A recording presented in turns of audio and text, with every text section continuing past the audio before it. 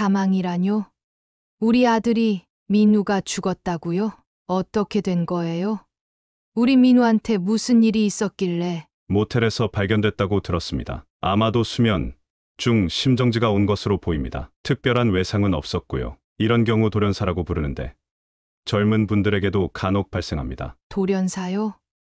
그게 무슨, 우리 아들은 건강했어요. 조금 말랐을 뿐이지. 도대체 어떻게 된 거야?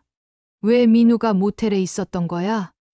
어제 회사에서 야근을 했대요. 끝나고 나서 다리가 너무 아파서 집에 오기 힘들다고 회사 근처 모텔에서 자고 오겠다고 문자가 왔었어요. 그런데 아침에 연락이 안 돼서 모텔에 전화했더니 모텔 주인이 객실에서 사람이 안 일어난다고 구급차를 불렀다고 설명을 듣는 동안 오향숙 여사님의 가슴은 찢어질 듯 아팠습니다.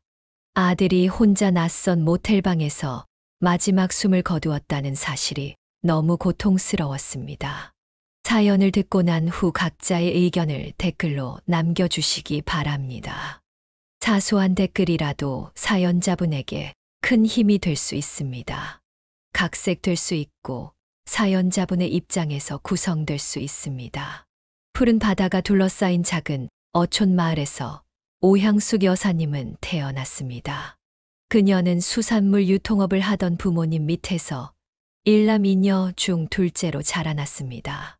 마을은 아름다웠지만 그녀에겐 언제나 답답하게만 느껴졌습니다. 그녀의 꿈은 섬을 벗어나 넓은 세상을 경험하는 것이었습니다. 하지만 인생은 그녀의 계획대로 흘러가지 않았습니다. 고등학교를 졸업할 무렵 그녀는 면사무소에서 일하던 김도현을 만났습니다. 처음엔 단순한 인사로 시작됐지만 점차 둘의 관계는 깊어졌습니다. 오늘 퇴근하고 같이 밥 먹을래요?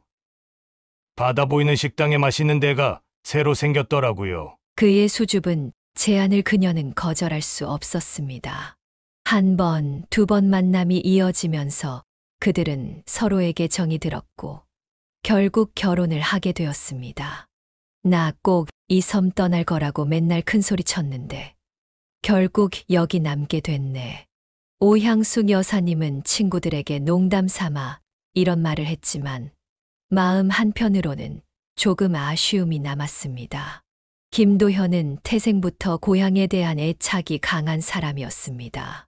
내가 살 곳은 여기밖에 없어. 우리 아이들도 이 깨끗한 공기 마시면서 자라게 하고 싶어. 그의 단호한 태도에 그녀는 더 이상 도시로 나가자는 말을 꺼내지 않았습니다. 대신 그녀는 새로운 가정을 꾸리는 데 집중했고 곤민우와 민지 두 아이를 낳으며 평범한 일상을 이어갔습니다. 이렇게 바다 보면서 사는 것도 나쁘지 않네. 애들도 좋아하고. 그녀는 점차 섬에서의 삶에 적응해 갔습니다. 매일 아침 파도 소리를 들으며 일어나 아이들을 챙기고 남편을 배웅하는 생활이 익숙해졌습니다. 도시에 대한 동경은 잊혀지진 않았지만 현실에 안주하는 법을 배워갔습니다. 하지만 그녀의 평화로운 일상은 오래가지 못했습니다. 예상치 못한 비극이 그녀의 가정을 뒤흔들 준비를 하고 있었습니다. 결혼 6년째 되던 해, 오향숙 여사님의 인생은 180도 뒤바뀌었습니다. 그날은 평범한 주말이었고 남편은 친구들과 낚시를 간다고 했습니다. 걱정 마. 저녁 전에 돌아올게. 애들 잘 봐. 아침 일찍 낚시 장비를 챙겨 나가는 남편을 배웅하며 그녀는 평소와 다름없이 집안일을 했습니다. 하지만 저녁이 되어도 밤이 되어도 남편은 돌아오지 않았습니다. 그리고 자정 무렵 마을 이장이 심각한 표정으로 그녀의 집을 찾아왔습니다. 이장의 말에 의하면 낚시 중이던 배가 갑자기 뒤집혔고 다른 사람들은 모두 구조되었지만 술에 취해 있던 김도현만이 물속에서 빠져나오지 못했다고 했습니다. 구조대가 수색했지만 결국 싸늘한 시신으로 발견되었습니다. 그녀는 충격으로 한동안 말도 제대로 못하고 자리에 누워 있었습니다. 하지만 현실은 냉혹했고 장례식을 치르고 나니 그녀 앞에는 더 큰 산이 기다리고 있었습니다. 민우는 겨우 5살, 민지는 이제 막 걸음마를 시작한 나이였습니다. 이제 어떻게 살아야 하지? 내가 뭘 할 수 있지? 오향숙 여사님에게는 특별한 기술도 직장 경험도 없었습니다. 그녀가 할 줄 아는 것이라곤 집안일과 아이를 돌보는 일뿐이었습니다. 결국 그녀는 2 아이를 데리고 친정으로 향했습니다. 엄마, 아빠, 죄송해요. 이렇게 애들 데리고 돌아와서 그녀의 부모님은 아무 말 없이 딸을 맞아주었습니다. 그들은 수산물 유통업을 하고 있었고 오향숙 여사님은 자연스럽게 그 일을 돕게 되었습니다. 새벽부터 밤늦게까지 생선을 손질하고 포장하고 배달하는 일은 쉽지 않았습니다. 이모, 이 생선 좀 더 깨끗하게 손질해줘요. 손님들이 까다로워서요. 매일 같은 말을 듣는 것도 쉽지 않았지만 아이들을 위해 참고 견뎌야 했습니다. 밤에는 아이들과 함께 작은 방에서 잠을 청했지만 남편을 잃은 슬픔과 미래에 대한 불안으로 제대로 잠들지 못했습니다. 엄마, 아빠는 언제 와? 민우의 천진난만한 질문에 그녀는 대답 대신 아이를 꼭 안아주었습니다. 하지만 그녀도 알고 있었습니다. 이런 생활이 오래 지속될 수 없다는 것을. 새로운 변화가 필요했고 그것은 예상보다 빨리 찾아왔습니다. 친정에서의 생활은 처음엔 괜찮은 듯 했지만 시간이 흐를수록 불편함이 커져갔습니다. 오향숙 여사님의 남동생 재혁과 그의 아내 미영은 이미 부모님과 함께 살고 있었고 2 아이도 있었습니다. 갑자기 늘어난 새 식구는 작은 집에 부담이 될 수밖에 없었습니다. 식사 시간마다 느껴지는 묘한 긴장감, 화장실 사용을 놓고 벌어지는 작은 마찰들, 그리고 아이들이 울 때마다 던져지는 미영의 날카로운 시선까지. 그녀는 이 모든 것을 참고 견뎌냈습니다. 그녀의 부모님도 상황을 알고 있었지만 딸과 손주들을 내칠 수는 없었습니다. 누나, 잠깐 얘기 좀 할 수 있을까? 어느 저녁 재혁이 조심스럽게 오향숙 여사님을 불렀습니다. 그녀는 이미 무슨 이야기를 할지 짐작하고 있었습니다. 낮에 미영이 그녀의 짐을 정리하는 것을 도와주겠다고 제안했을 때부터 뭔가 이상함을 느꼈었습니다. 무슨 일인데? 나한테 할 말 있어? 오향숙 여사님은 태연한 척했지만 가슴은 이미 철렁 내려앉은 상태였습니다. 사실은 집안 형편이 너무 빠듯해서 그래. 엄마 아빠 수입도 한정되어 있고. 재혁은 말을 잇지 못했습니다. 손가락을 꼼지락거리며 고개를 떨구었습니다. 미영이가 또 임신했구나? 오향숙 여사님이 직접 물었습니다. 재혁은 놀란 눈으로 그녀를 바라보았습니다. 어떻게 알았어? 미영이가 요즘 아침마다 화장실에서 구역질하는 소리가 들리잖아. 임신 3개월쯤 됐지? 재혁은 고개를 끄덕였습니다. 그리고 주머니에서 봉투 하나를 꺼내 그녀에게 건넸습니다. 이게 뭐야? 누나가 새 출발할 때 조금이라도 도움이 됐으면 해서. 오향숙 여사님은 봉투를 열어보지 않았습니다. 얼마가 들었든 그 의미는 명확했습니다. 떠나달라는 뜻이었습니다.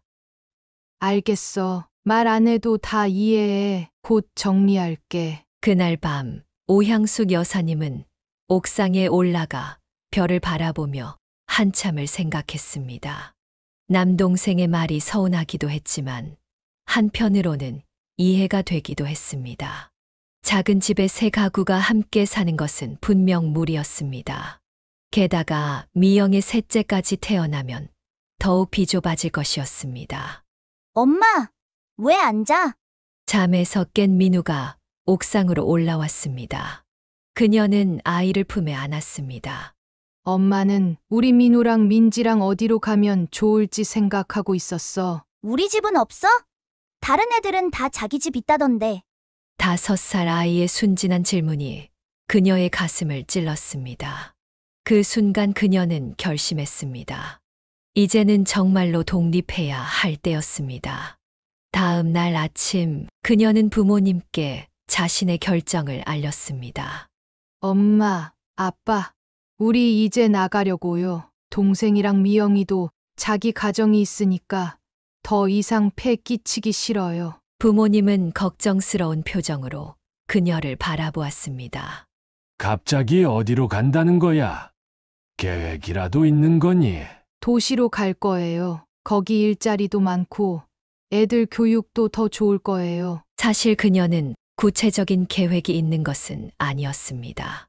다만 이 좁은 섬에서 벗어나 새로운 출발을 하고 싶다는 생각뿐이었습니다. 무모한 짓이야. 도시에서 혼자 애들 키우는 게 얼마나 힘든지 알기나 해.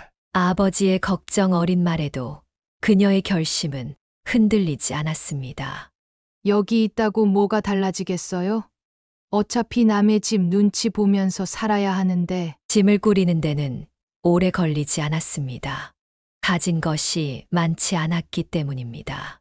몇 벌의 옷과 아이들 장난감, 그리고 남편의 사진 한 장이 그녀의 전부였습니다. 미영은 마지막까지 미안한 기색 없이 무표정한 얼굴로 있었지만 떠나는 순간에는 작은 봉지를 건넸습니다. 애들 가는 길에 배고플까봐 간식 좀 챙겼어요. 오향숙 여사님은 억지로 미소를 지으며 봉지를 받았습니다. 비록 그녀를 내쫓는데 일조했지만 마지막 순간의 작은 배려에 고마움을 느꼈습니다. 민우의 작은 손을 잡고 민지를 등에 업은 채 그녀는 부모님께 인사를 했습니다.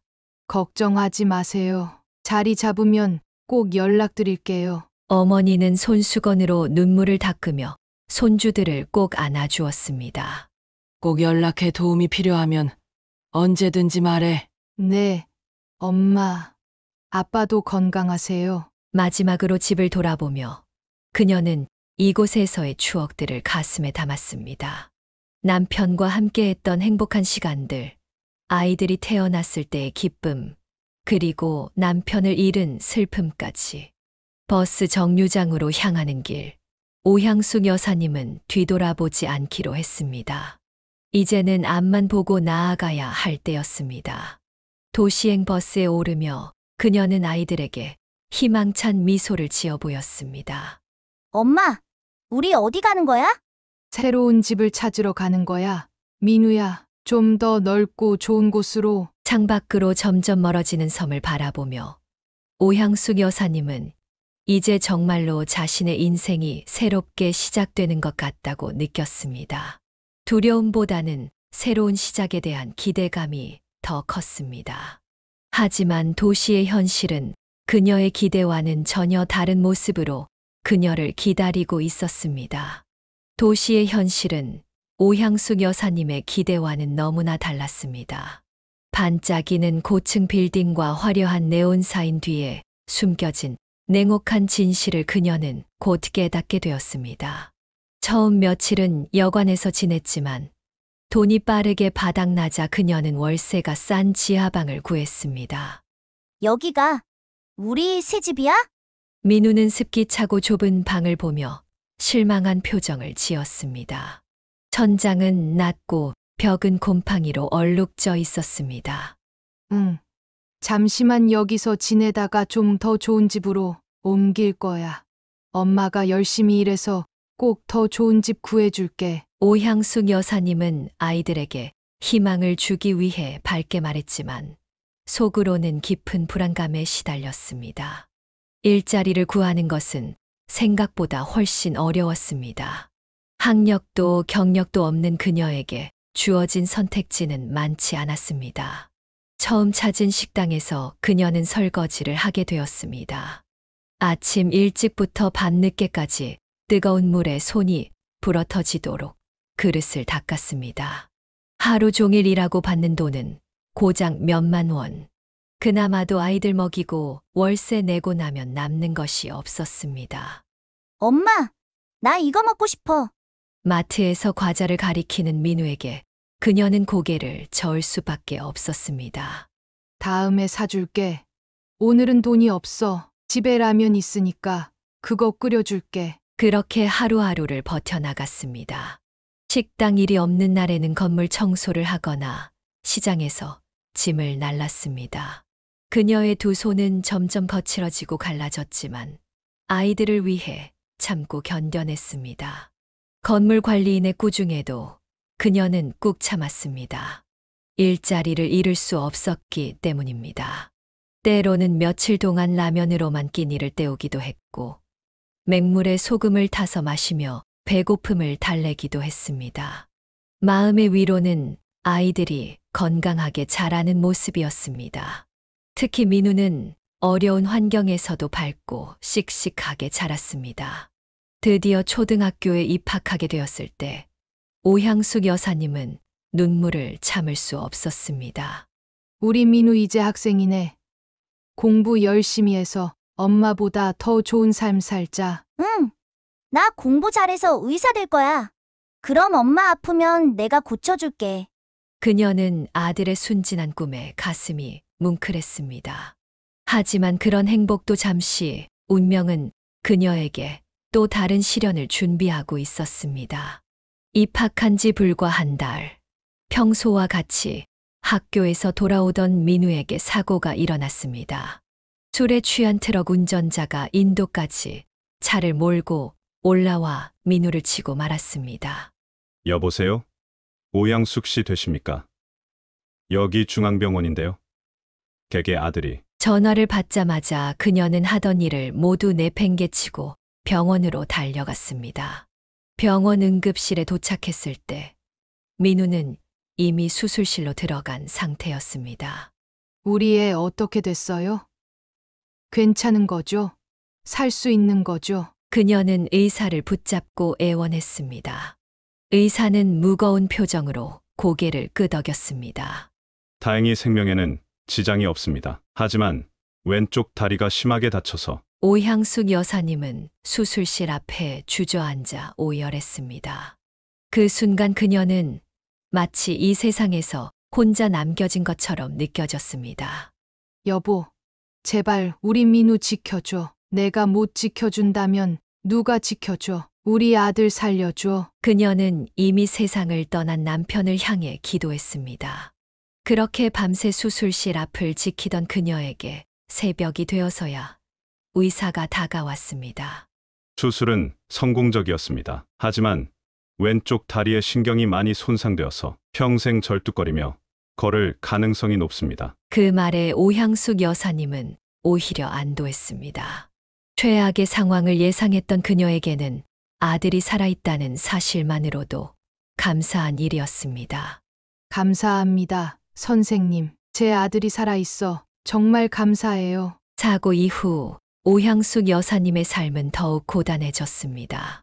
병원비를 갚기 위해 그녀는 더 많은 일을 해야 했고 아이들과 함께하는 시간은 줄어들었습니다.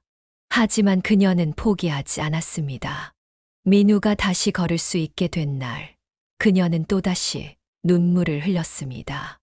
민우야, 정말 잘했어. 엄마가 너무 자랑스러워. 엄마, 난 이제 괜찮아.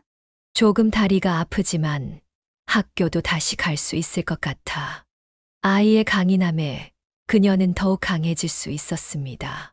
그날 이후 오향숙 여사님은 민우를 더 특별하게 대하게 되었습니다. 영원히 지울 수 없는 상처를 안게 된 아들이 더 행복하게 자랄 수 있도록 그녀는 모든 것을 바치기로 마음먹었습니다. 사고 이후 오향숙 여사님의 마음속에는 민우에 대한 특별한 애정이 싹 텄습니다. 한쪽 다리를 절게 된 아들이 세상에서 차별받지 않도록 그녀는 집에서만큼은 최고의 대우를 해주고 싶었습니다. 그러다 보니 자연스럽게 민지보다 민우에게 더 많은 시간과 정성을 쏟게 되었습니다. 민우야, 이거 먹어. 엄마가 내가 좋아하는 갈비 특별히 샀어. 나도 먹고 싶어요, 엄마. 민지의 작은 목소리에 오향숙 여사님은 잠시 망설였지만 결국 갈비는 대부분 민우의 몫이 되었습니다. 민지야, 너는 이거 먹어. 이것도 맛있어. 더 값싼 반찬을 내밀며 그녀는 미안한 마음을 감추려 했습니다. 마음 한 구석에서는 이렇게 하는 것이 옳지 않다는 것을 알고 있었지만 다친 민우를 생각하면 어쩔 수 없다고 자신을 설득했습니다. 도시락을 쌀 때도 마찬가지였습니다. 민우의 도시락에는 항상 소시지나 달걀 프라이, 때로는 작은 돈가스까지 넣어주었지만 민지의 도시락은 상대적으로 소박했습니다. 그녀는 민우가 학교에서 반 친구들에게 놀림받지 않기를 바랐습니다. 다리가 불편한 아이에게라도 맛있는 도시락을 싸보내는 것이 그녀가 할 수 있는 최소한의 배려라고 생각했습니다.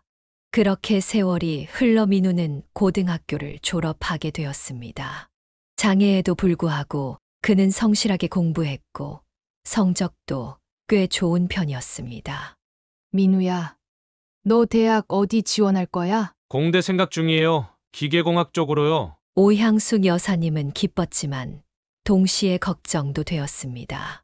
대학 등록금을 어떻게 마련할지, 앞으로 민우가 사회에서 어떻게 살아갈지 생각하면 마음이 무거웠습니다. 대학비 걱정하지 마. 엄마가 어떻게든 마련할게. 그녀는 밤에도 대리운전 기사의 차를 청소하는 일까지 하며 돈을 모았습니다. 손은 더욱 거칠어지고 건강은 나빠졌지만 민우의 대학 진학을 위해서라면 무엇이든 할 수 있었습니다. 마침내 민우는 지방의 작은 국립대학 공과대학에 합격했습니다. 오향숙 여사님은 그날 밤 오랜만에 소주 한 병을 마시며 기쁨의 눈물을 흘렸습니다. 우리 민우 대단해. 이렇게 열심히 살아줘서 고마워. 대학 생활도 민우에게는 쉽지 않았습니다. 다리가 불편한 그에게 캠퍼스의 언덕과 계단은 큰 장애물이었습니다. 하지만 그는 불평 한마디 없이 열심히 공부했고 교수들에게도 인정받는 학생이 되었습니다. 민우 학생, 자네는 참 성실하군. 졸업 후 계획은 있나? 교수의 질문에 민우는 진지하게 대답했습니다. 취업하고 싶습니다. 제가 할 수 있는 일을 찾아서 열심히 일하고 싶어요. 그의 성실함에 감동한 김 교수는 졸업 즈음 민우에게 한 제안을 했습니다.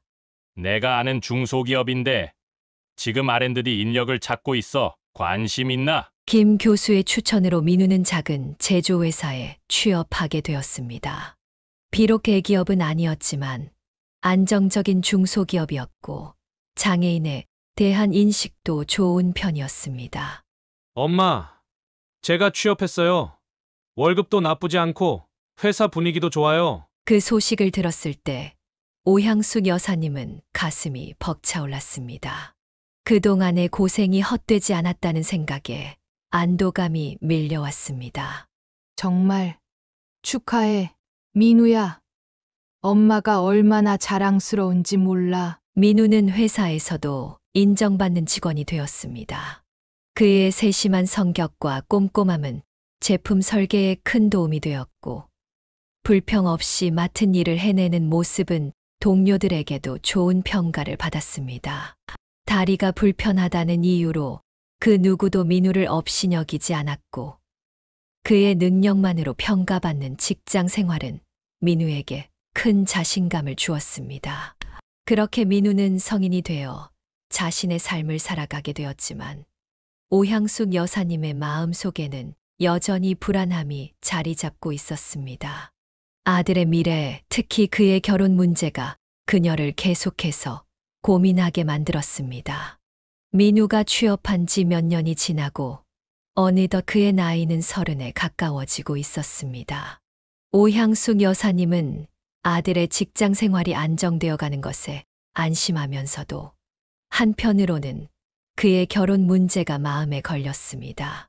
주변에서는 이미 또래들이 하나둘 결혼하여 가정을 꾸리고 있었지만 민우에게서는 연애 이야기를 들어본 적이 없었기 때문입니다. 나 죽고 나면 누가 우리 민우 돌봐주지? 그녀는 혼자 있을 때면 자주 이런 생각에 잠겼습니다. 사실 그녀는 민우의 장애가 결혼의 장애물이 될까봐 걱정하고 있었습니다. 세상 사람들의 편견이 아들을 외롭게 만들까 두려웠던 것입니다. 어느 주말 그녀는 용기를 내어 민우에게 물어보았습니다. 민우야, 너 혹시 만나는 여자 없니? 갑작스러운 질문에 민우는 숟가락을 든 채 굳어버렸습니다.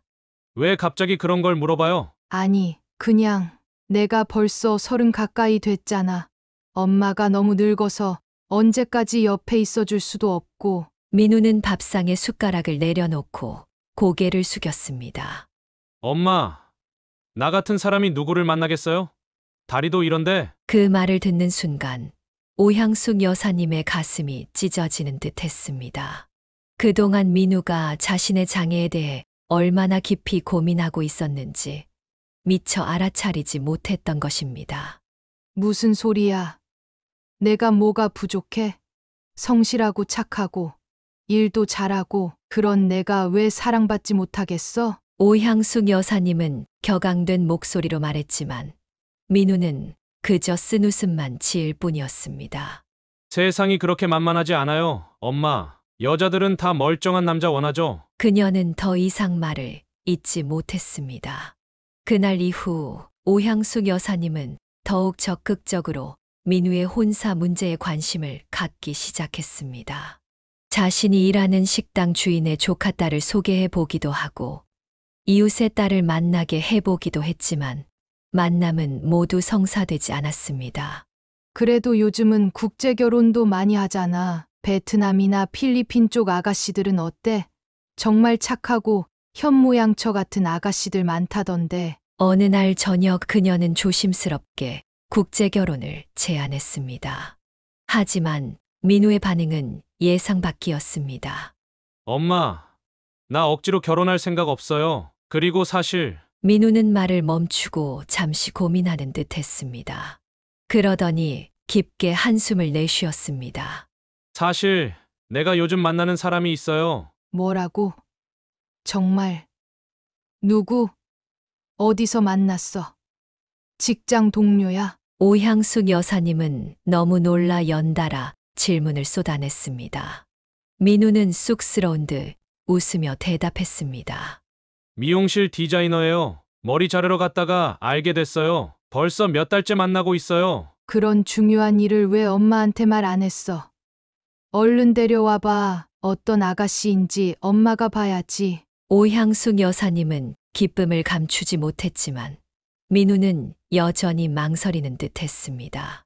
아직은 좀 서로 알아가는 중이라서요. 나중에 좀 더 깊어지면 소개시켜 드릴게요. 그녀는 더 묻고 싶었지만 민우의 표정을 보고 더 이상 재촉하지 않기로 했습니다.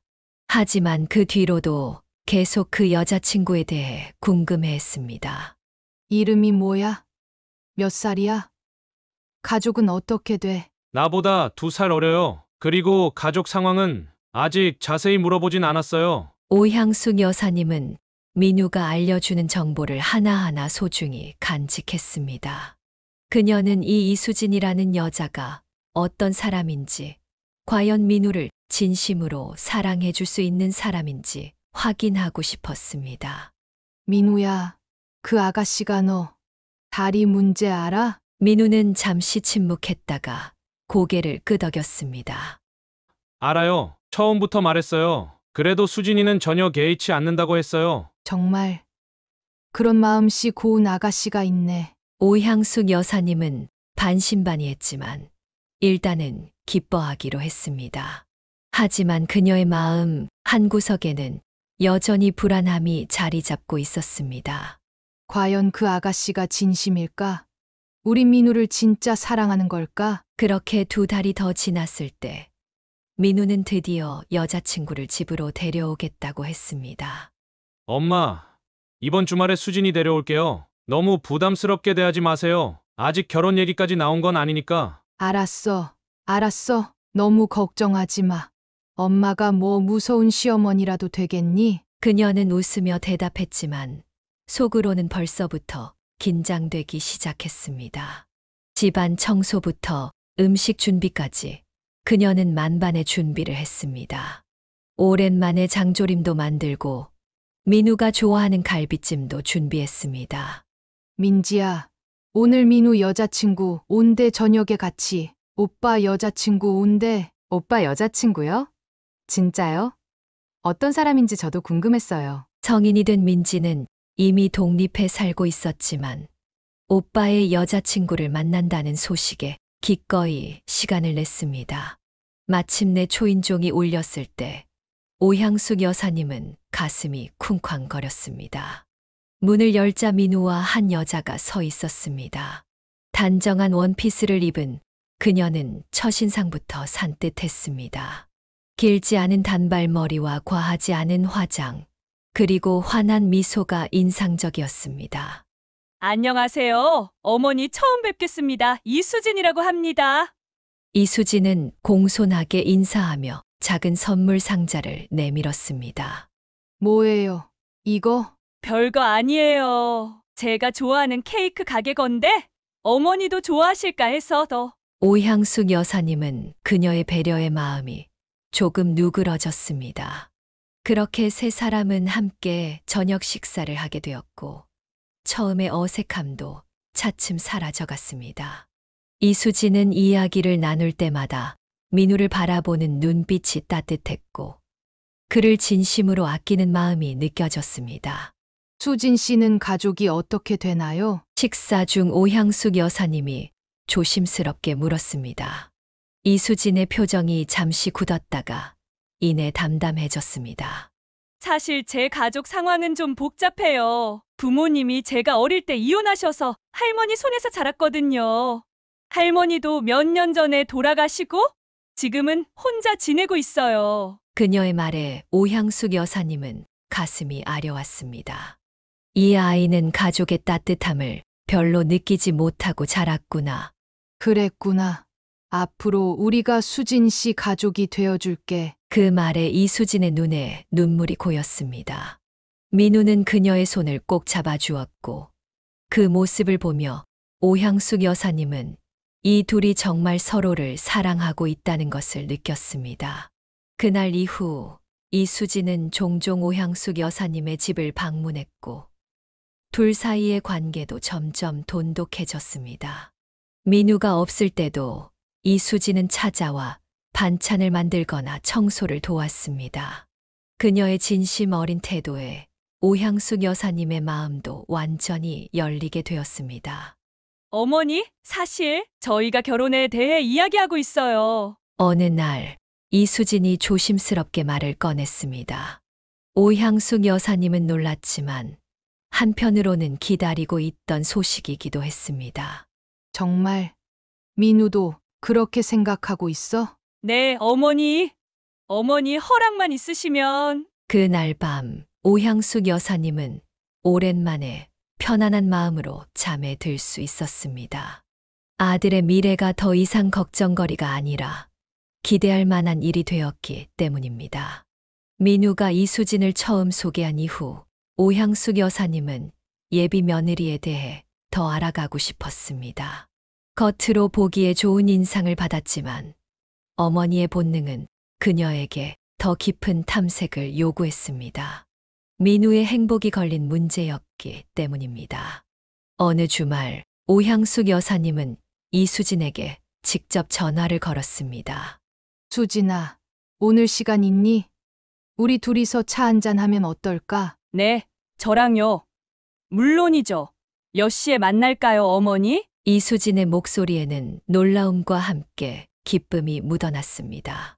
두 사람은 동네 조용한 카페에서 만나기로 했습니다. 오향숙 여사님이 먼저 도착해 자리를 잡고 있자니 이수진이 약속 시간보다 15분 일찍 도착했습니다. 단정한 차림새와 살짝 긴장한 표정이 인상적이었습니다. 어머니, 오래 기다리셨어요? 버스가 일찍 와서 생각보다 빨리 도착했네요. 아니, 나도 방금 왔어. 앉으렴. 카페에서 차를 주문한 후 오향숙 여사님은 본격적인 대화를 시작했습니다. 수진아, 솔직히 말할게. 엄마로서 우리 민우가 정말 행복하길 바라. 그래서 내가 어떤 사람인지 더 알고 싶어서 오늘 이렇게 만자고 했어. 이수진은 조금 긴장했지만 미소를 지으며 고개를 끄덕였습니다. 당연하죠. 저도 민우 씨에 대해 진지해요. 어머니가 궁금해하시는 거 다 말씀드릴게요. 오향숙 여사님은 이수진의 솔직한 태도에 마음이 조금 놓였습니다. 그녀는 이수진의 가족, 민우와 만난 과정, 그리고 미래 계획에 대해 꼼꼼히 물었습니다. 정말 부모님과는 연락이 안 되는 거니? 네, 아버지는 재혼하시고 새 가정을 꾸리셨어요. 어머니도 다른 분과 사시는데 두 분 다 저한테는 크게 관심이 없으세요. 할머니가 돌아가신 후로는 명절 때 간혹 문자만 주고받는 정도예요. 이수진의 눈에 살짝 물기가 돌았지만 그녀는 담담하게 이야기를 이어갔습니다. 그래도 저는 괜찮아요. 제가 걸어온 길이니까요. 오히려 그런 경험 덕분에 더 단단해졌다고 생각해요. 오향숙 여사님은 이수진의 강인함에 감동했습니다. 어린 나이에 가족의 따뜻함을 잃고도 긍정적인 마음을 유지하는 모습이 대단해 보였습니다. 민우는 그 다리 문제에 대해 어떻게 생각하니? 오향숙 여사님이 조심스럽게 질문했습니다. 이수진은 진지한 표정으로 대답했습니다. 처음 만났을 때부터 알았어요. 민우 씨가 자신을 낮추는 말을 많이 했거든요. 하지만 저는 그런 거 전혀 신경 안 써요. 저는 민우 씨의 마음을 사랑해요. 그의 성실함, 따뜻함, 그리고 가족을 생각하는 마음이요. 그 말을 듣는 순간 오향숙 여사님의 눈시울이 붉어졌습니다. 아들을 진심으로 아끼는 마음이 느껴졌기 때문입니다. 수진아, 고맙다. 우리 민우가 널 만나서 정말 다행이야. 아니에요, 어머니. 제가 더 감사해요. 이렇게 좋은 사람을 만나게 해주셔서요. 카페를 나와 동네를 산책하면서 두 사람의 대화는 더욱 깊어졌습니다. 이수진은 자신의 어린 시절 이야기, 미용사가 되기까지의 과정, 그리고 민우를 만나 사랑하게 된 과정을 진솔하게 털어놓았습니다. 처음에는 그저 단골 손님이었는데 점점 민우 씨의 배려심에 마음이 끌렸어요. 다른 남자들과 달리 허세나 과시가 없었거든요. 그냥 있는 그대로의 자신을 보여주는 모습이 좋았어요. 오향숙 여사님은 이수진의 이야기를 들으며 민우에 대한 그녀의 진심을 확인할 수 있었습니다. 겉모습이 아닌 내면을 보는 이수진의 눈은 맑고 순수했습니다. 어머니, 사실 제가 드릴 말씀이 하나 더 있어요. 산책을 마치고 헤어질 무렵 이수진이 조심스럽게 말을 꺼냈습니다. 민우 씨와 저는 결혼식 없이 혼인신고만 하려고 해요. 두 분 다 화려한 결혼식에 관심이 없어서요. 그리고 돈도 아껴서 나중에 집 마련하는 데 쓰고 싶고요. 오향숙 여사님은 잠시 생각에 잠겼습니다.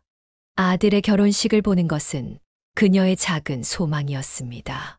하지만 두 사람의 뜻을 존중해주고 싶은 마음도 컸습니다. 그래.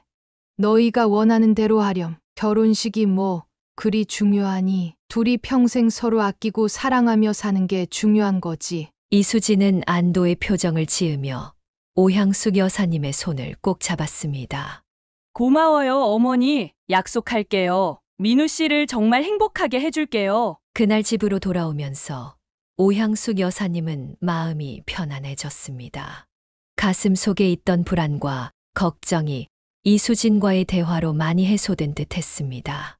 이제 그녀는 아들의 미래를 이수진에게 맡겨도 괜찮겠다는 확신이 들었습니다. 도연아, 우리 아들 이제 괜찮을 것 같아. 그날 밤 오향숙 여사님은 하늘에 있는 남편에게 속삭였습니다. 아들의 앞날에 햇살이 비추는 것 같은 느낌이 들었기 때문입니다. 민우와 수진의 혼인신고일은 특별한 행사 없이 조용히 진행되었습니다. 오향숙 여사님과 민지 그리고 두 사람이 같이 구청에 가서 신고를 마친 후 동네 갈비집에서 소박한 식사를 했을 뿐이었습니다. 화려한 웨딩드레스도 비싼 예물도 없었지만 네 사람의 얼굴에는 행복한 미소가 가득했습니다. 내가 여기서 맛있는 갈비찜 시켰으니까 실컷 먹어. 이게 우리 식구의 결혼 축하 식사야. 오향숙 여사님은 기쁜 마음에 평소보다 더 많은 음식을 주문했습니다. 아들이 드디어 가정을 꾸리게 된 것이 너무 감격스러웠습니다. 어머니, 진짜 감사해요. 저희가 결혼식 안 하겠다고 했는데도 이렇게 챙겨주시고. 이수진은 눈시울을 붉히며 감사를 표했습니다. 민우는 옆에서 그녀의 손을 꼭 잡아주었습니다. 너희가 행복하게 사는 게 엄마한텐 제일 중요한 거야. 형식 같은 건 중요하지 않아. 식사를 마친 후 두 사람은 미리 계약해둔 신혼집으로 향했습니다. 그곳은 도시 외곽의 작은 다세대 주택 반지하였습니다. 협소하고 습기가 있었지만 두 사람의 수입으로 감당할 수 있는 최선의 선택이었습니다. 좀 좁지? 햇빛도 잘 안 들어오고 미안해. 민우는 집으로 들어서며 미안한 표정을 지었습니다. 하지만 이수진은 밝게 웃으며 고개를 저었습니다. 무슨 소리야? 우리 집이 생겼다는 게 얼마나 좋은데 내가 예쁘게 꾸밀 거야. 조금만 기다려봐. 이수진의 말대로 그녀는 작은 집을 아늑하고 따뜻한 공간으로 변모시켰습니다. 알뜰하게 모아둔 돈으로 작은 화분들을 사들이고 직접 커튼을 만들고 벽에 사진들을 걸었습니다. 단조로운 공간에 생기가 돌기 시작했습니다. 두 사람은 소소한 일상 속에서도 행복을 찾아갔습니다. 민우는 회사에서 성실하게 일했고 이수진은 미용실에서 일하면서도 집안일을 소홀히 하지 않았습니다. 서로를 배려하고 아끼는 마음이 그들의 작은 집을 따뜻하게 만들었습니다. 특히 이수진은 시어머니 오향숙 여사님을 진심으로 공경했습니다. 일주일에 2번은 꼭 전화를 드렸고 주말마다 찾아가 집안일을 도왔습니다. 어머니, 제가 반찬 좀 만들어 왔어요. 이번엔 총각김치하고 장조림이에요. 아이고, 뭘 이런 걸 다 해왔어. 너도 바쁠 텐데. 괜찮아요. 어머니가 좋아하시는 걸 해드리고 싶었어요. 명절이나 제사 때면 이수진은 전날부터 오향숙 여사님의 집에 와서 음식 준비를 도왔습니다. 젊은 며느리가 귀찮아할 법도 한데 이수진은 오히려 배우려는 자세로 임했습니다. 어머니, 이 떡국 만드는 비법 좀 알려주세요. 민우 씨가 어머니 떡국 정말 좋아한다고 했거든요. 그래?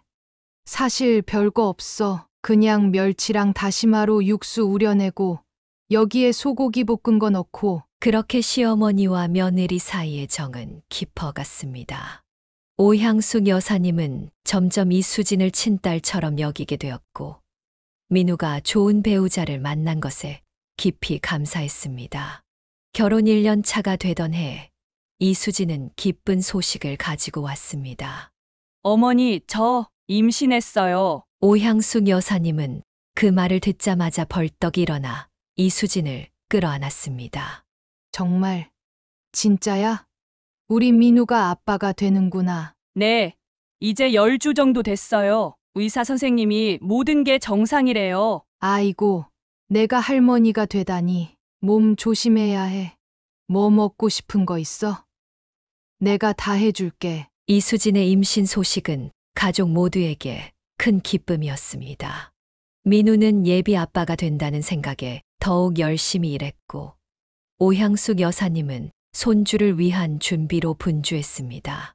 민우야, 아기가 태어나면 저기 작은 방에 놓을 아기 침대 사야 할 것 같아. 그래, 여보. 내가 월급 모아둔 거 있으니까 좋은 거 사자. 임신 중인 이수진은 건강을 위해 미용실 일을 잠시 쉬었습니다.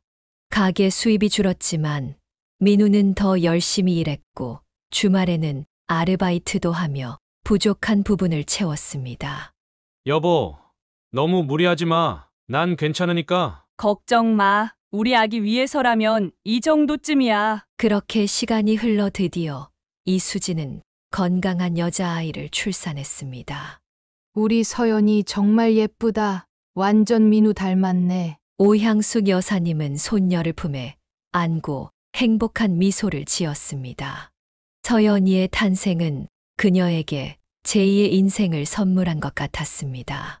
매일 아침 일어나면 가장 먼저 손녀 생각이 났고 자투리 시간마다 아기 옷을 떠버렸습니다. 어머니, 이렇게 자주 와주셔서 정말 감사해요. 제가 혼자 아기 보기가 좀 버거웠거든요. 뭘, 내 손녀인데 너는 몸조리 잘하고 아기는 내가 볼게. 출산 후 이수진의 회복을 돕기 위해 오향숙 여사님은 거의 매일 민훈의 집에 가서 집안일을 도왔습니다. 서연이를 돌보는 일은 힘들었지만 그녀에게는 큰 기쁨이었습니다. 그렇게 내 식구의 행복한 일상이 이어졌습니다. 비록 넉넉하지 않은 살림이었지만 사랑과 믿음이 있어 그들의 집은 늘 웃음소리로 가득했습니다. 오향숙 여사님은 이런 아들 가족을 볼 때마다 가슴이 뿌듯했습니다.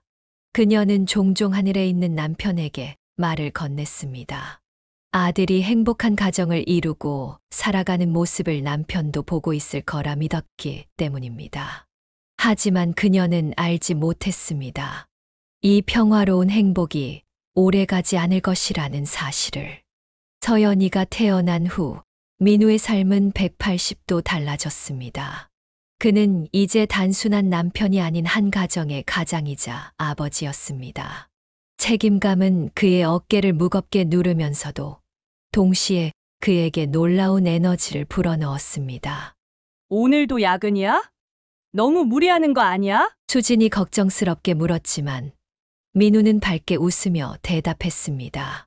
괜찮아. 지금 맡은 프로젝트가 중요해서 그래. 이거 잘 마무리되면 승진도 기대할 수 있어. 민우는 회사에서 인정받기 위해 누구보다 열심히 일했습니다.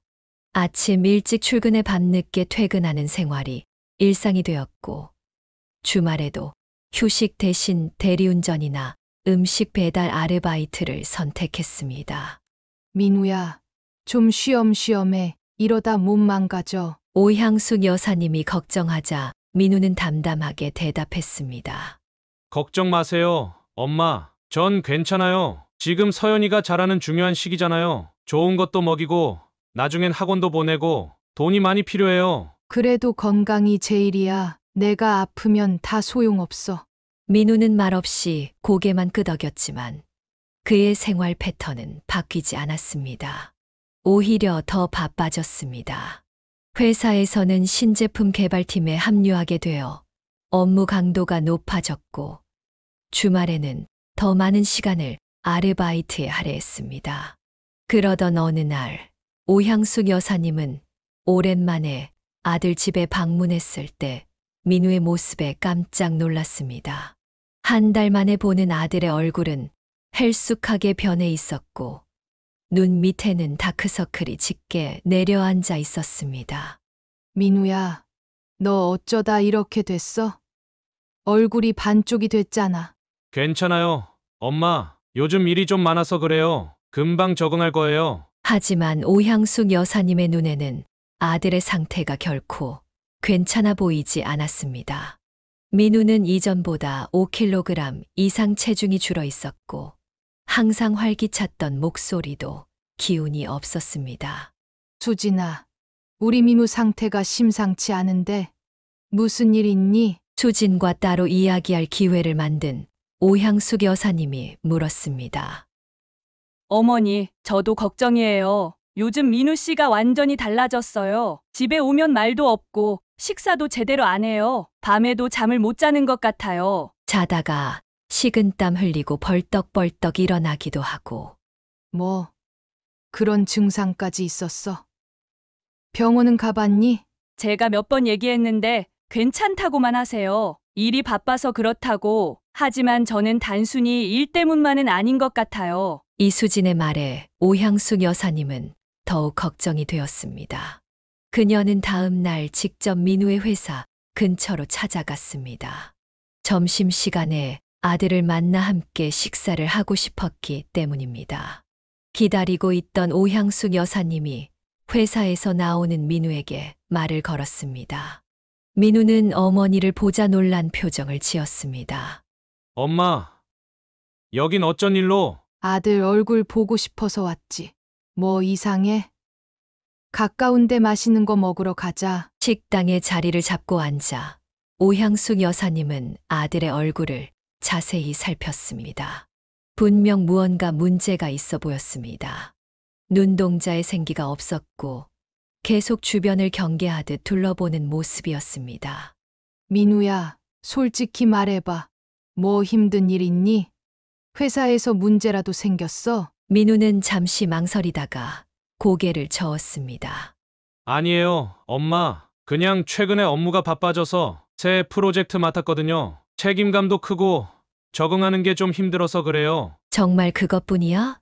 수진이가 내가 밤에 잠도 못 자고 식은땀 흘린다던데. 민우는 숟가락을 내려놓고 한숨을 쉬었습니다. 그냥 스트레스가 좀 있어요. 잘 될 거예요. 엄마, 걱정하지 마세요. 식사 내내 오향숙 여사님은 아들에게서 더 자세한 이야기를 끌어내려 했지만 민우는 입을 굳게 다물었습니다. 예전처럼 유쾌하게 농담을 주고받는 모습은 온데간데 없었습니다. 집으로 돌아오는 길, 오향숙 여사님은 이수진에게 전화를 걸었습니다. 아까 미무 만나봤는데 상태가 영 안 좋더라. 너무 말랐고 표정도 어둡고 뭔가 큰 문제가 있는 것 같아. 저도 요즘 너무 걱정이에요, 어머니. 얼마 전엔 회사 동료한테 전화가 왔었어요. 민우 씨가 회의 중에 갑자기 화장실로 뛰쳐나가서 토했다고. 건강검진이라도 받아야 할 것 같은데 자꾸 미루기만 해요. 너라도 강하게 나가봐. 이대로 두면 정말 큰 병 생길 수 있어. 그날 이후에도 민우의 상태는 나아지지 않았습니다. 오히려 더 악화되는 듯 했습니다. 전화를 해도 잘 받지 않았고 가끔 집에 오면 방에 틀어박혀 나오지도 않았습니다. 얼굴은 점점 더 야위어갔고 말수도 줄었습니다. 여보, 정말 병원 가야 해요. 이대로는 안 돼요. 괜찮다니까. 그냥 일이 좀 바쁜 거라고 신경 쓰지 마. 수진이 애원해도 민우는 완강하게 거부했습니다. 그는 점점 더 가족과 거리를 두는 듯 했고 심지어 어린 서연이가 아빠에게 안기려 해도 무표정하게 밀어내기까지 했습니다. 오향숙 여사님은 아들의 변화가 단순한 직장 스트레스 탓이 아니라는 걸 직감적으로 알았습니다. 더 심각한 무언가가 있었습니다. 하지만 민우는 끝까지 입을 열지 않았고 가족들은 그저 답답함과 불안함 속에서 하루하루를 보낼 수밖에 없었습니다. 그러던 어느 날 새벽 오향숙 여사님의 전화기가 요란하게 울렸습니다. 발신자는 수진이었습니다. 새벽 전화벨 소리에 잠에서 깬 오향숙 여사님은 흐릿한 의식 속에서 수화기를 들었습니다. 그런데 수화기 너머로 들려온 이수진의 목소리는 충격적이었습니다. 울음으로 뒤섞인 그녀의 목소리는 불길한 예감을 느끼게 했습니다. 어머니, 민우 씨가 병원에 실려갔어요. 의식이 없대요. 뭐라고? 무슨 말이야 그게? 오향숙 여사님은 순간 숨이 멎는 듯 했습니다. 손발이 차갑게 식어가는 것을 느끼며 간신히 말을 이었습니다. 어디? 어느 병원? 지금 당장 갈게. 대학병원 응급실에. 정신없이 옷을 챙겨 입고 택시를 잡아타고 병원으로 달려갔습니다. 가는 내내 그녀의 머릿속은 온통 혼란스러웠습니다. 아들에게 무슨 일이 생긴 거지? 아파 보이긴 했지만 설마 이렇게 갑자기 꿈이길, 악몽이길 바라며 병원에 도착했지만 그녀를 기다리고 있던 것은 더 큰 충격이었습니다. 병원 응급실 앞에서 이수진은 오열하고 있었고 의사는 무거운 표정으로 그녀를 맞이했습니다. 유족 되십니까? 정말 안타깝게도 환자분이 도착했을 때 이미 사망 상태였습니다. 심폐소생술을 시도했지만 반응이 없었습니다. 사망이라뇨? 우리 아들이 민우가 죽었다고요? 오향숙 여사님은 자신의 귀를 의심했습니다. 방금 전까지만 해도 살아있던 아들이 그렇게 쉽게 세상을 떠났다는 것이 믿기지 않았습니다. 어떻게 된 거예요?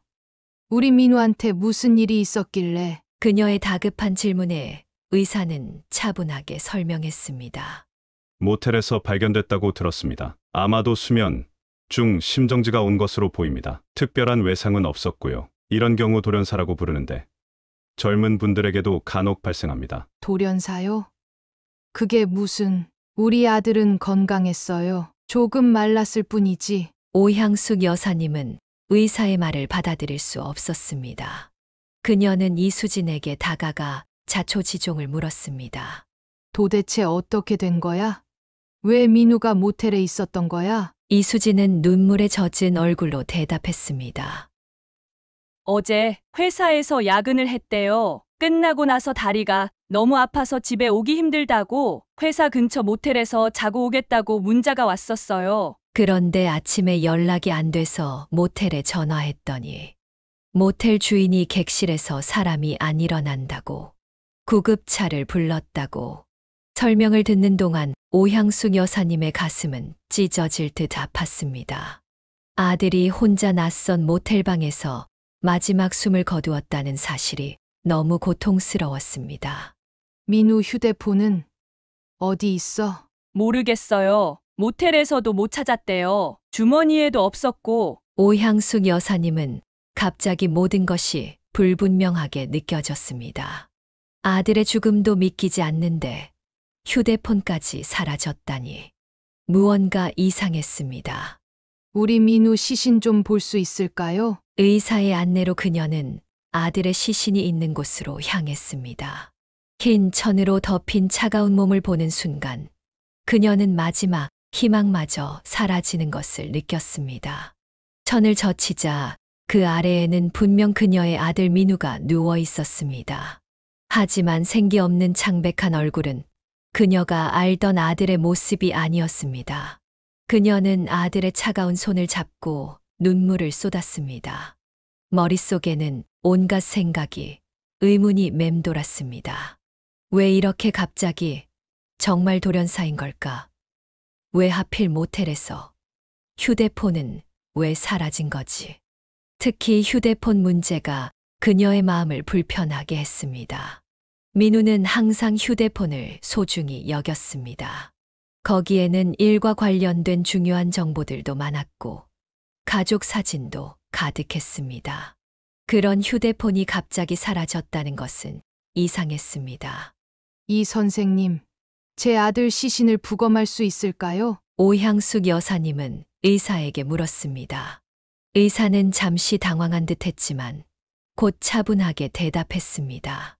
법적으로는 가능합니다만 특별한 의심 사항이 없다면 보통 권장하지는 않습니다. 부검 과정이 고인에게 추가적인 훼손을 가하게 되니까요. 하지만 저는 의문이 너무 많아요. 건강하던 사람이 갑자기 죽었다는 게 납득이 안 돼요. 의사가 대답하려는 순간 이수진이 황급히 다가왔습니다. 어머니, 그러지 마세요. 민우 씨가 이미 많이 힘들었잖아요. 이제 편하게 보내드려요. 뭐 하러 또 시신을 훼손하려고 그러세요. 이수진의 강한 반대에 오향숙 여사님은 잠시 망설였습니다. 시신을 더 훼손하고 싶지 않은 마음도 이해가 됐습니다. 하지만 그녀의 본능은 계속해서 무언가 잘못됐다고 경고하고 있었습니다. 그래도 난 확실히 알고 싶어.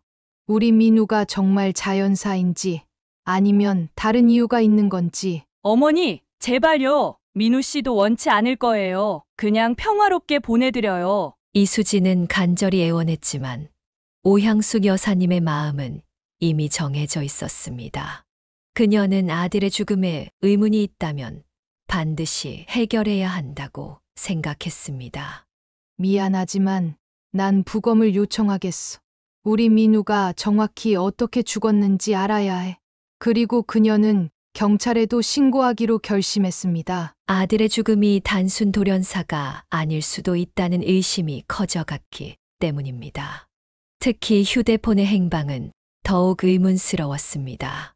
형사님, 제 아들이 갑자기 사망했는데 휴대폰이 사라졌어요. 그리고 최근 아들의 행동이 이상했어요. 뭔가 큰 문제가 있었던 것 같아요. 경찰은 그녀의 진술을 받아들였고 부검 절차도 시작되었습니다. 오향숙 여사님은 의사의 말처럼 아들의 시신이 더 훼손될 것을 알면서도 진실을 밝히는 것이 아들을 위한 최선의 선택이라 믿었습니다.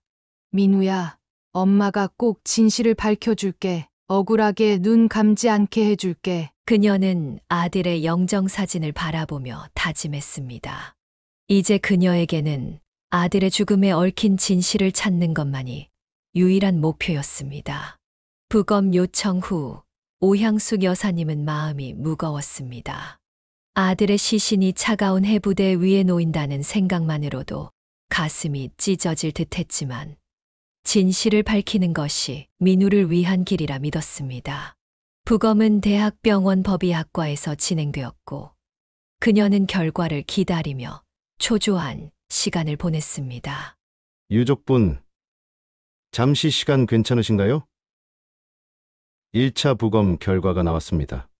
법의학 교수가 그녀를 조용한 상담실로 안내했습니다.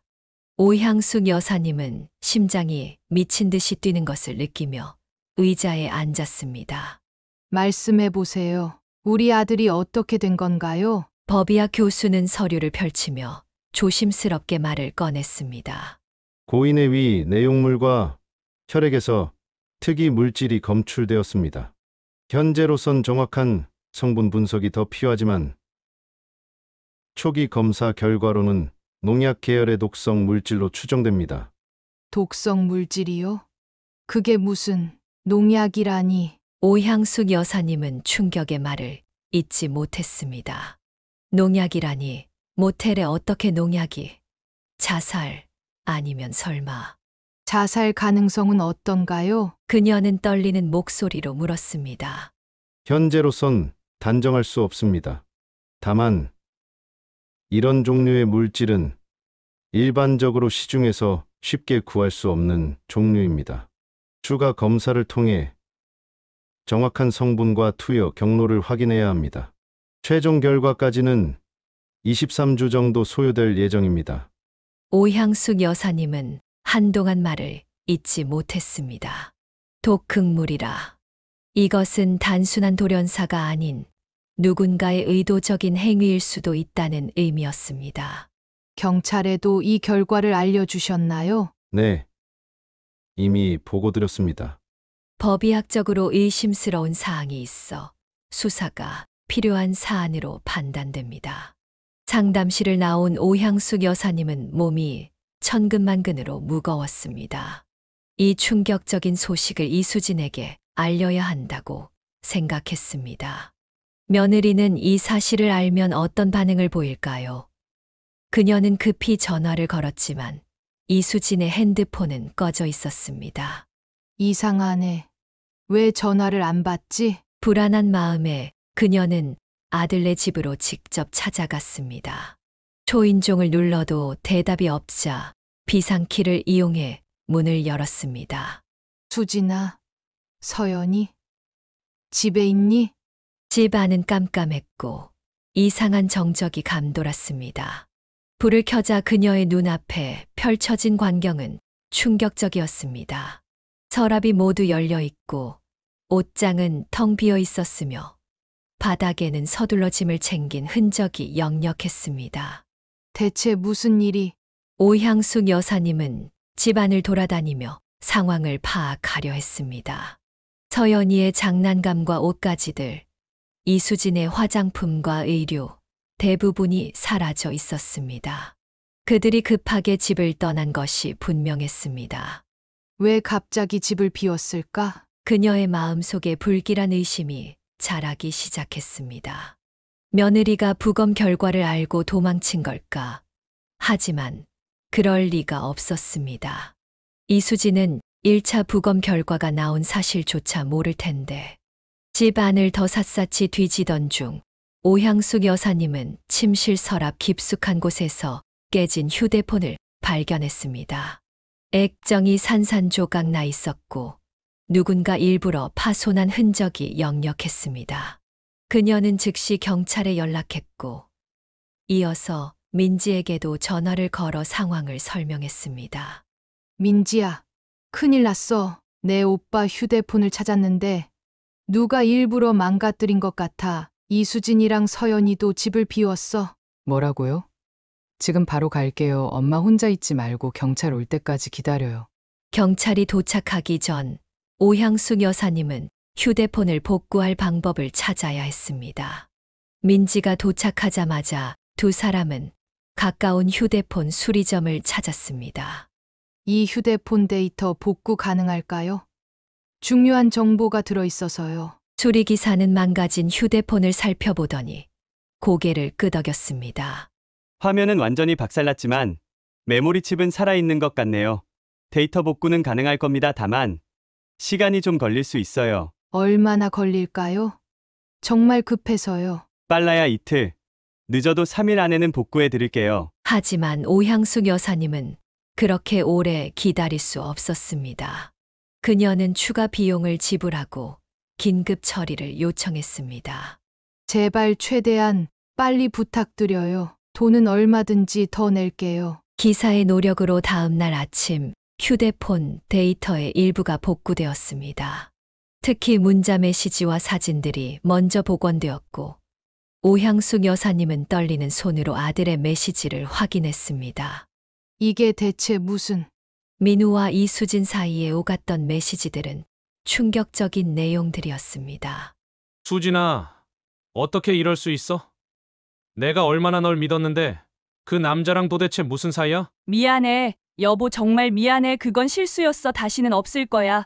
제발 용서해줘. 거짓말 그만해. 너희 둘이 모텔 출입한 거 다 알아. 날짜까지 다 적어놨어. 문자들을 읽어내려가며 오향숙 여사님은 점점 더 큰 충격에 빠졌습니다.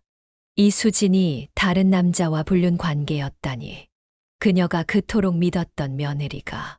더 놀라운 사실은 그 다음이었습니다. 민우의 메모장에는 금액들이 빼곡히 적혀 있었고 수진 도박 빚이라는 제목 아래 수억 원에 달하는 액수가 기록되어 있었습니다. 수진이가 도박을 했다고? 이렇게 큰 빚을? 오향숙 여사님과 민지는 서로를 바라보며 할 말을 잃었습니다. 모든 상황이 점점 명확해졌습니다. 이수진의 도박 빚, 불륜 관계, 그리고 민우의 수상한 죽음.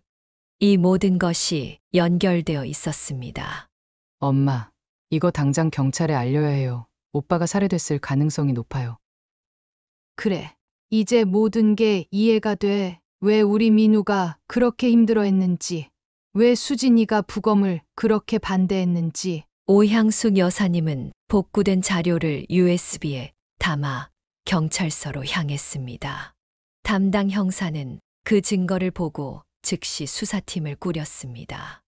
이수진 씨와 그 남자를 전국에 수배하겠습니다. 아마도 해외로 도주할 가능성도 있으니 출입국 관리소에도 통보하겠습니다. 이제 오향숙 여사님에게는 범인을 찾아 아들의 원수를 갚는 것만이 남았습니다. 그녀의 마음은 슬픔을 넘어 분노로 가득 찼습니다. 경찰의 수배가 내려진 지 이틀째, 오향숙 여사님은 잠을 이루지 못했습니다. 밤새 눈을 뜨고 천장만 바라보며 아들의 얼굴을 떠올렸습니다. 아직도 믿기지 않았습니다.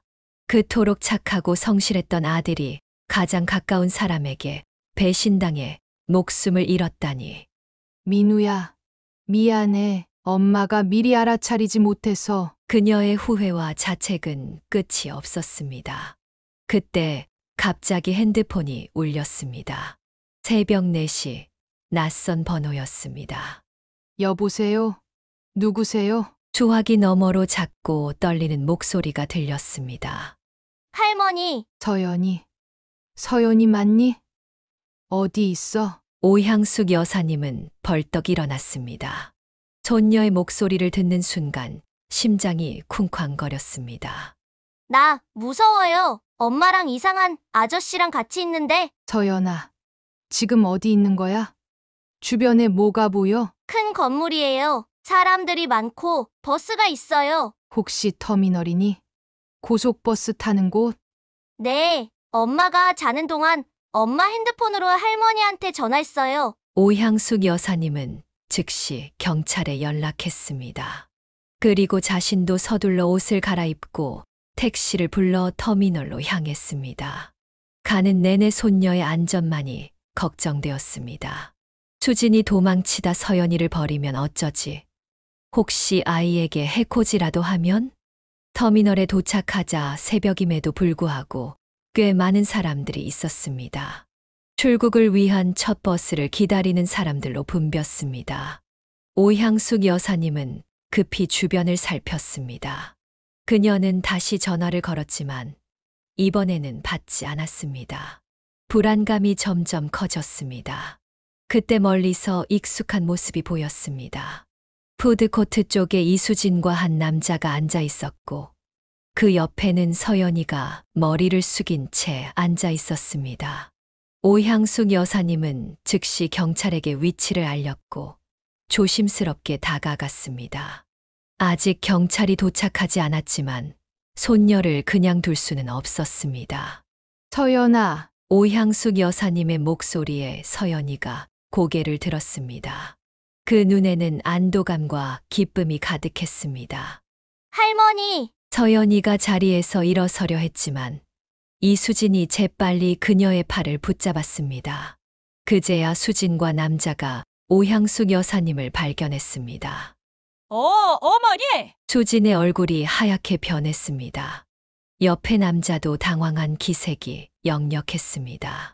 수진아, 서연이 이리 보내. 오향숙 여사님은 최대한 차분하게 말했습니다. 하지만 그녀의 눈에는 분노가 가득했습니다. 안 돼요. 서연이는 제 딸이니까. 그래, 내 딸이지. 하지만 우리 민우 독살한 살인범의 딸이 아니야. 그 말에 이수진이 움찔했습니다. 남자는 슬그머니 일어서더니 출구 쪽을 살폈습니다. 살인범이라뇨? 무슨 소리 하시는 거예요? 모르는 척 하지 마. 부검 결과 나왔어. 독성 물질이 발견됐다고. 휴대폰도 찾아서 복구했고. 이수진의 얼굴이 점점 창백해졌습니다.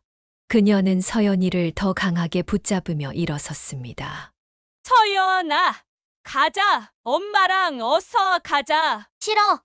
할머니랑 갈래. 서연이가 울며 반항했지만 이수진은 아랑곳하지 않고 그녀를 끌고 가려 했습니다.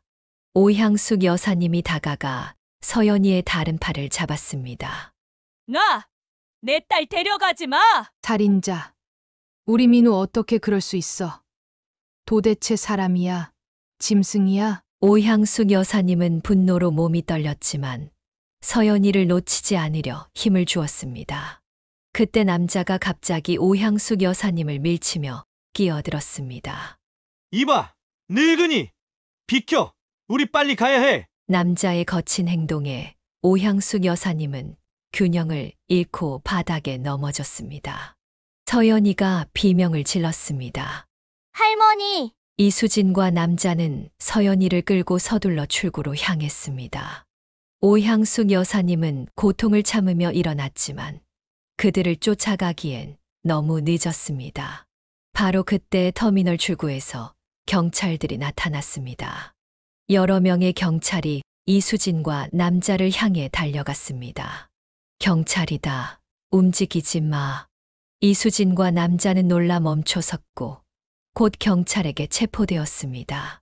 서연이는 달려와 오향숙 여사님의 품에 안겼습니다. 할머니, 무서웠어. 괜찮아. 이제 괜찮아. 할머니가 지켜줄게. 오향숙 여사님은 손녀를 꼭 안아주며 눈물을 흘렸습니다. 이수진과 남자는 수갑이 채워진 채 경찰차로 끌려갔습니다. 차에 오르기 전 이수진이 마지막으로 오향숙 여사님을 돌아보았습니다. 어머니, 저 아니에요. 정말 제가 아니라고요. 하지만 오향숙 여사님은 더 이상 그녀의 말을 믿지 않았습니다. 이미 모든 증거가 이수진의 범행을 가리키고 있었으니까요. 이후 수사는 빠르게 진행되었습니다.